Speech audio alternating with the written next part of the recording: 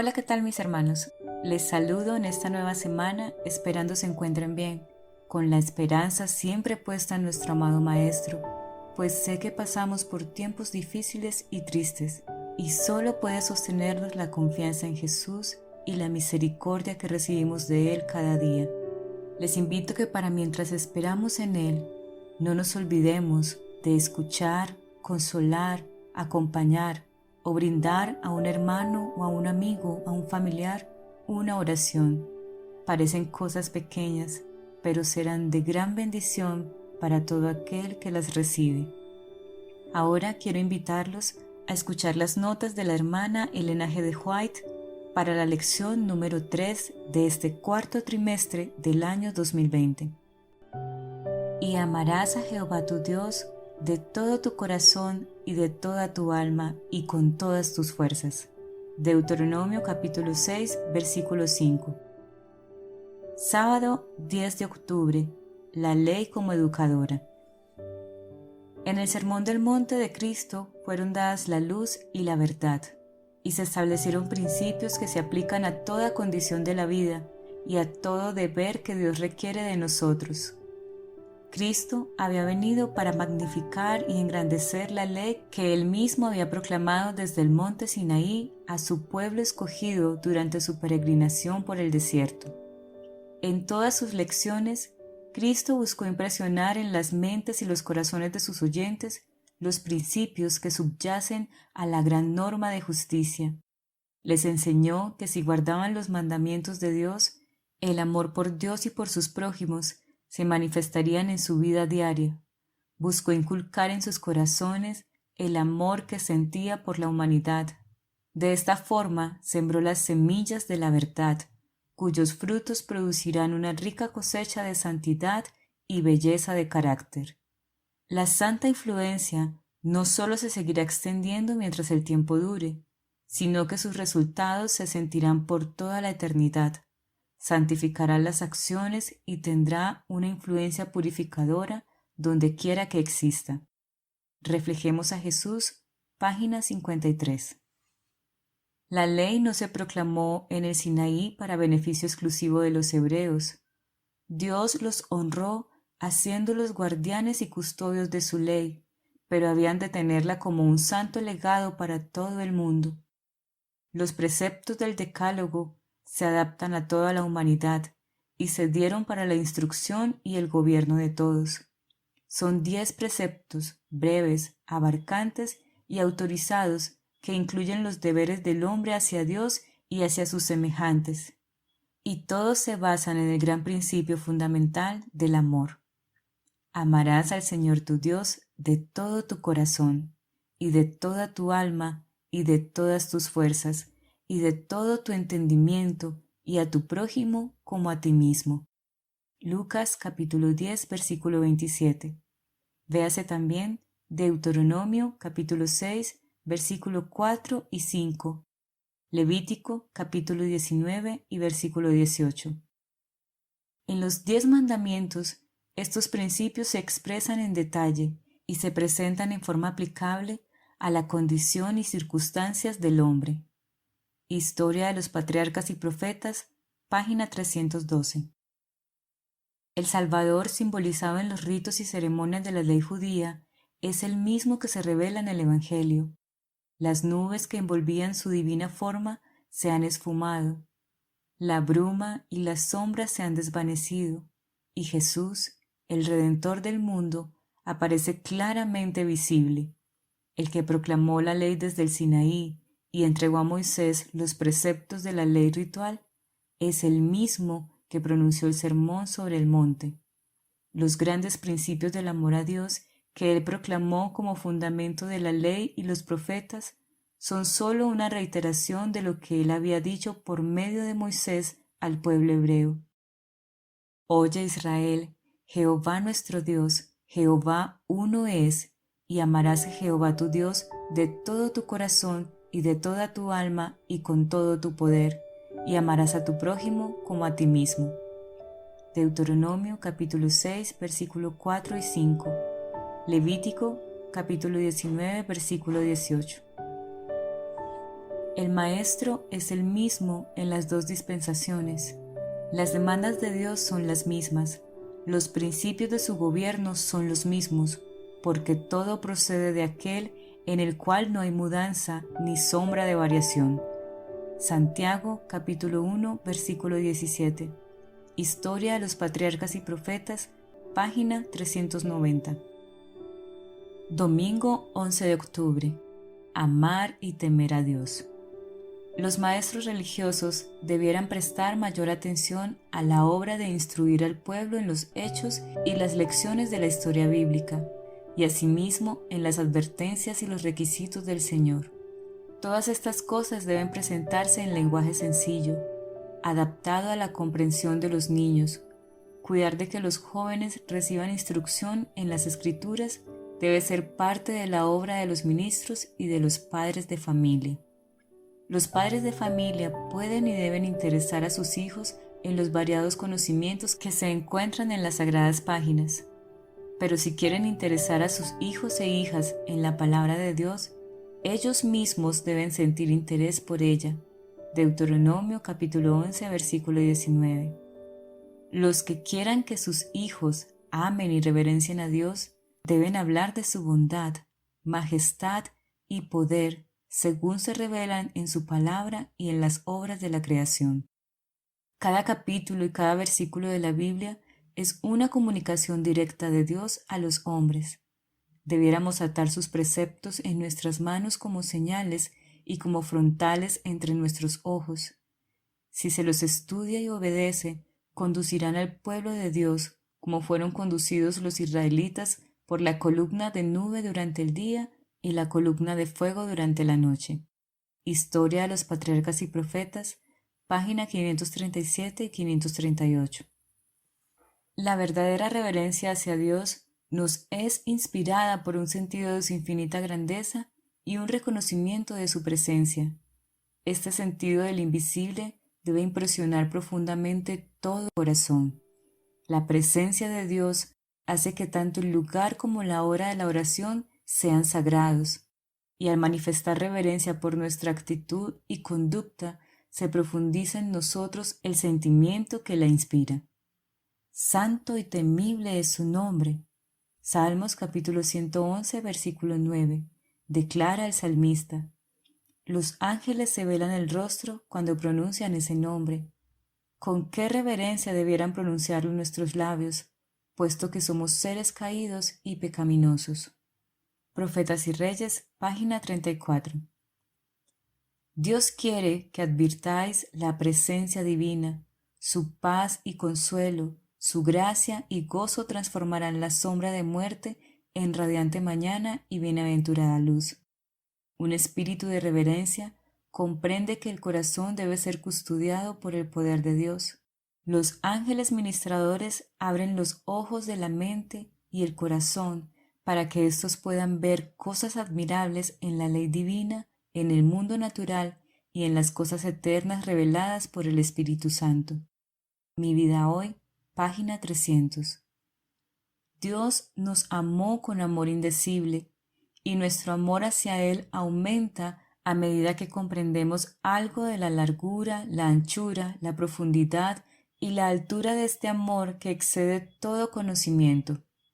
Por la revelación del encanto atractivo de Cristo, por el conocimiento de su amor expresado hacia nosotros cuando aún éramos pecadores, el corazón obstinado se ablanda y se somete, y el pecador se transforma y llega a ser hijo del cielo. Dios no utiliza medidas coercitivas. El agente que emplea para expulsar el pecado del corazón es el amor. Mediante él, convierte el orgullo en humildad y la enemistad y la incredulidad en amor y fe. La ley no es más que una transcripción del carácter de Dios. Contemplad en vuestro Padre Celestial una manifestación perfecta de los principios que constituyen el fundamento de su gobierno. El discurso maestro de Jesucristo, páginas 66 y 67. Lunes 12 de octubre. Un testigo contra nosotros. Durante las peregrinaciones en el desierto, El Señor había tomado amplias disposiciones para que sus hijos recordasen las palabras de su ley. Después que se establecieran en Canaán, los preceptos divinos debían repetirse diariamente en cada hogar, debían escribirse con claridad en los dinteles, en las puertas y en las tablillas decorativas, debían componerse con música y ser cantados por jóvenes y ancianos. Los sacerdotes debían enseñar estos santos preceptos en asambleas públicas y los gobernantes de la tierra debían estudiarlos diariamente. El Señor ordenó a Josué acerca del libro de la ley: antes de día y noche meditarás en él, para que guardes y hagas conforme a todo lo que en él está escrito, porque entonces harás prosperar tu camino y todo te saldrá bien. Josué capítulo 1 versículo 8. Profetas y Reyes, página 342. Cuando comience el juicio y todos sean juzgados por las cosas escritas en los libros, la autoridad de la ley de Dios será considerada en una luz completamente diferente de la que ahora existe en el mundo cristiano. Satanás ha cegado los ojos de ellos y ha confundido su entendimiento, así como confundió y cegó a Adán y Eva y los indujo a la transgresión. La ley de Jehová es grande, así como su autor es grande. En el juicio será reconocida como santa, justa y buena en todos sus requerimientos. Los que quebrantan esa ley comprenderán que tienen una seria cuenta que arreglar con Dios, pues las exigencias de Dios son decisivas. Comentarios de Elena G. de White en Comentario Bíblico Adventista del Séptimo Día, tomo 7, página 997. Dios exige en este tiempo precisamente lo que demandó de la santa pareja en el Edén: perfecta obediencia a sus mandatos. Su ley permanece inmutable en todos los siglos. La gran norma de justicia presentada en el Antiguo Testamento no es rebajada en el Nuevo Testamento. La obra del Evangelio no es debilitar las exigencias de la santa ley de Dios, sino elevar a los hombres hasta el punto donde puedan guardar sus preceptos. La fe en Cristo que salva el alma no es lo que presentan muchos. Cree, cree, es su clamor. Solamente cree en Cristo y serás salvo. Eso es todo lo que tienes que hacer.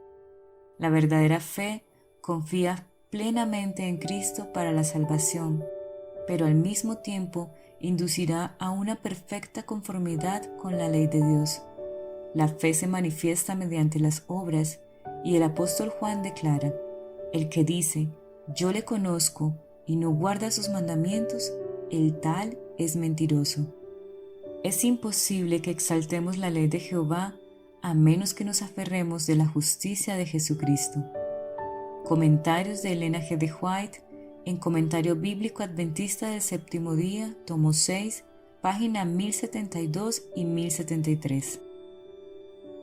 Martes 13 de octubre. Para que seas prosperado. Si los hombres caminan en el sendero que Dios les ha señalado, tendrán un consejero cuya sabiduría está por encima de toda sabiduría humana. Josué era un general sabio, porque Dios era su guía. La primera espada que Josué usó fue la espada del Espíritu, la palabra de Dios. Debido a que Josué tendría que hacer frente a las influencias más fuertes que se levantarían en contra de sus principios de justicia, el Señor misericordiosamente le encomendó que no se apartara ni a diestra ni a siniestra. Debía seguir un camino de estricta integridad. Si no hubiera habido peligro delante de Josué, Dios no le hubiera repetido una y otra vez que fuese valiente. Pero en medio de todas sus inquietudes, Josué tenía a su Dios para guiarle. Josué, el dirigente de Israel, escudriñó diligentemente los libros en los cuales Moisés había anotado fielmente las instrucciones impartidas por Dios, para no actuar imprudentemente. Conflicto y valor, página 116.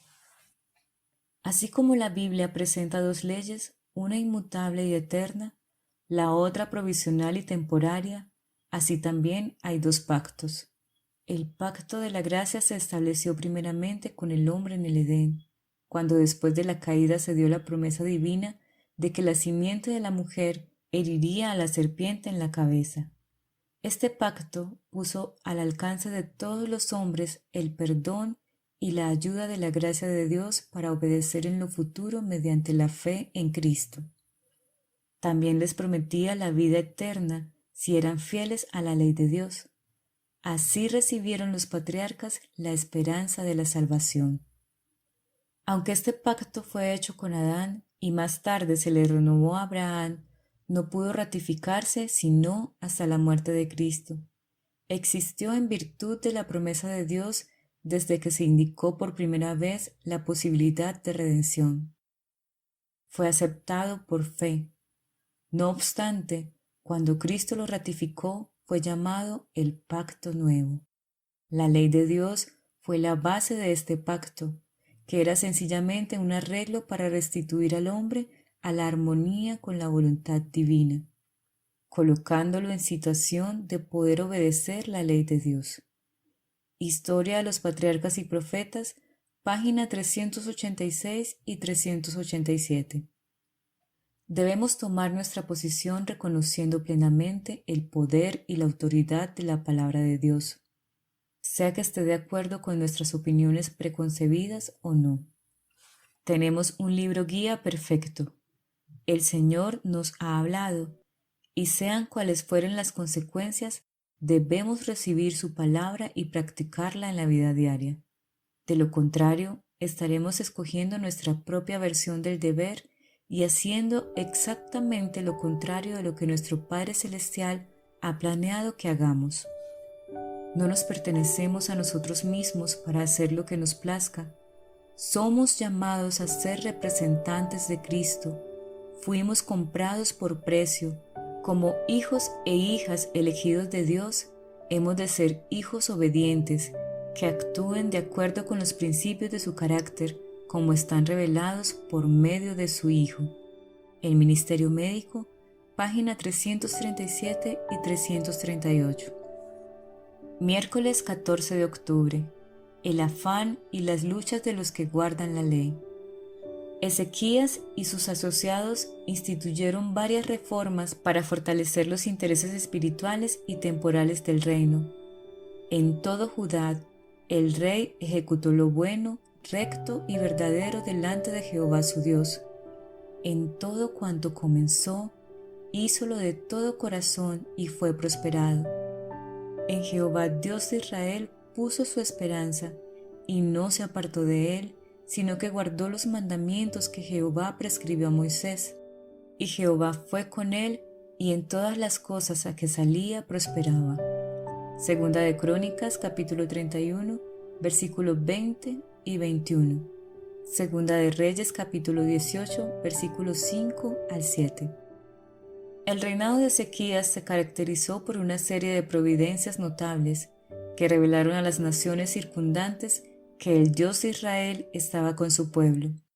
Desde los tiempos de David no había reinado rey alguno que hubiese obrado tan poderosamente para la edificación del reino de Dios en un tiempo de apostasía y desaliento.